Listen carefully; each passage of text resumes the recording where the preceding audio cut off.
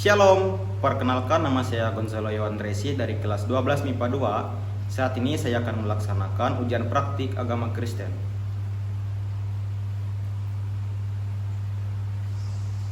Halo teman-teman semuanya, Shalom. Nah, sebelum mulai ibadah, marilah kita berdoa. Ya Allah Bapa yang berkata di kerajaan surga, Bapa yang dikenal di dalam nama Tuhan Yesus Kristus, sekarang kami akan memulai ibadah kami. Kiranya Tuhan memberkati ibadah ini dari awal, pertengahan hingga berakhirnya ibadah ini. Terima kasih Tuhan, haleluya, amin. Amin. Teman-teman, saya undang untuk bangkit berdiri untuk menyanyikan lagu Hari Ini Kurasa Bahagia.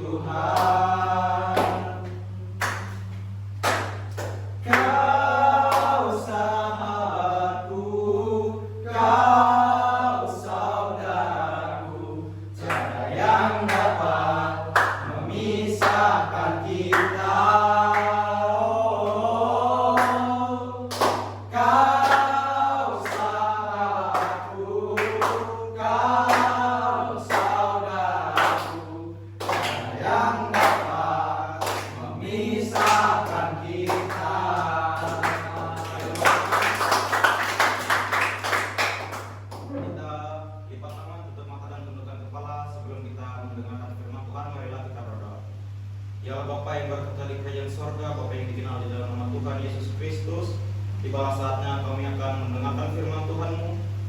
Kiranya Engkau memberkati firman ini, kiranya Engkau memberkati orang-orang yang mendengar firman ini, supaya bisa menjadi pelita bagi kaki kami dan terang bagi jalan kami. Terima kasih Tuhan, haleluya, amin.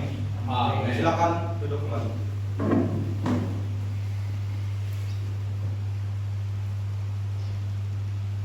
Sidang jemaat yang saya kasihi di dalam nama Tuhan kita Yesus Kristus, pembacaan Alkitab kita pada malam hari ini terambil dari Yeremia 29 ayat yang ke-11. Silakan dibuka. Jika sudah ketemu, katakan amin. Amin. Yeremia 29 ayat yang ke-11 berbunyi demikian. Sebab aku ini mengetahui rancangan-rancangan apa yang ada padaku mengenai kamu. Demikianlah firman Tuhan, yaitu rancangan damai sejahtera dan bukan rancangan kecelakaan, untuk memberikan kepadamu hari depan yang penuh harapan.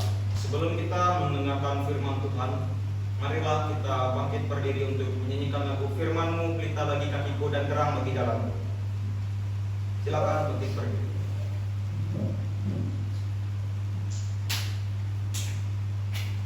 Firman-Mu pelita bagi kakiku, terang bagi jalanku. Firman-Mu pelita bagi kakiku, terang bagi jalanku. Waktuku bimbang dan hilang jalanku, tetaplah Kau di sisiku, dan takkan ku takut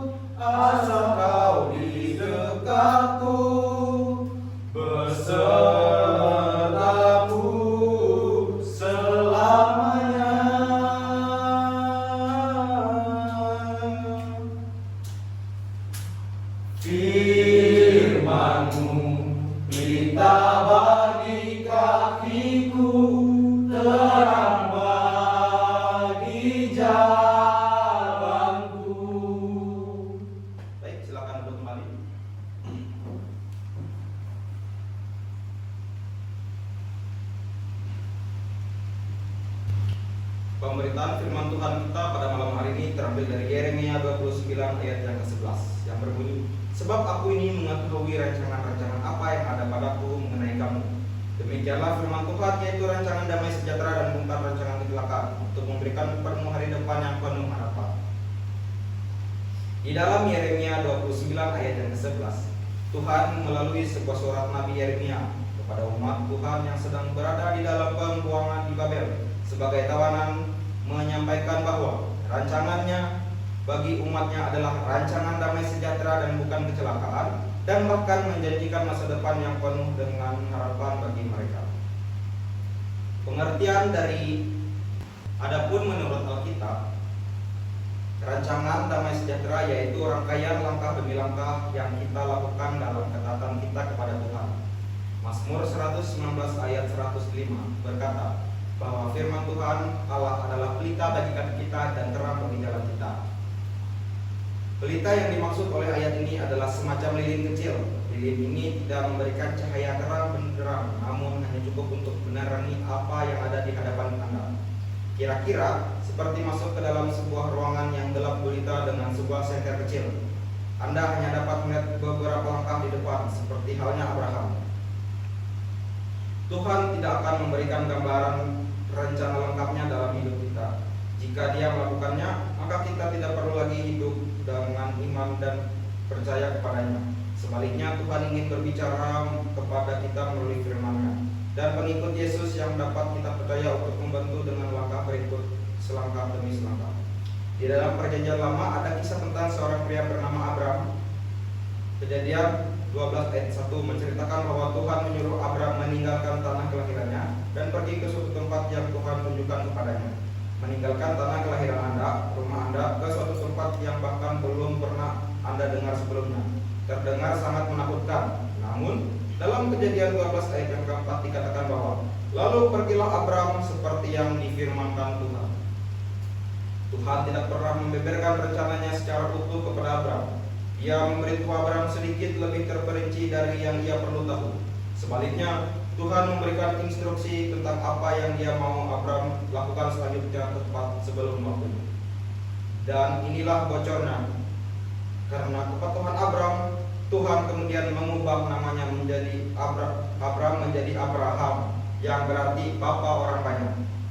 Dan Abraham pun kemudian menjadi bapa banyak bangsa. Bahkan nama Abraham kemudian muncul lagi dalam Ibrani 11 di daftar para tokoh iman di Alkitab. Begitu mengesankan, bukan?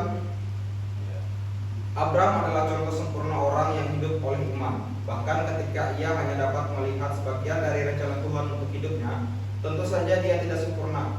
Tetapi hidupnya penuh dengan peristiwa ketaatannya kepada Tuhan. Bahkan di saat perintah Tuhan terdengar tidak masuk akal.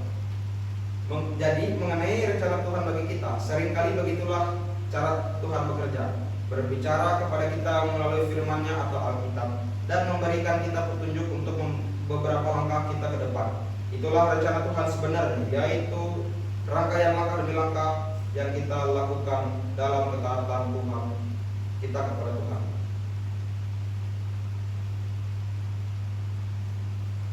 Adapun pengertian rancangan Tuhan menurut Alkitab ialah kepribadian karakter Tuhan, yaitu rancangan penuh kasih dalam kebijaksanaan, konsep kepemimpinan ilahi, yaitu kesesuaian dengan kehendak-Nya, dan penciptaan dengan tujuan yang jelas, yaitu rancangan yang mengarah pada kebaikan.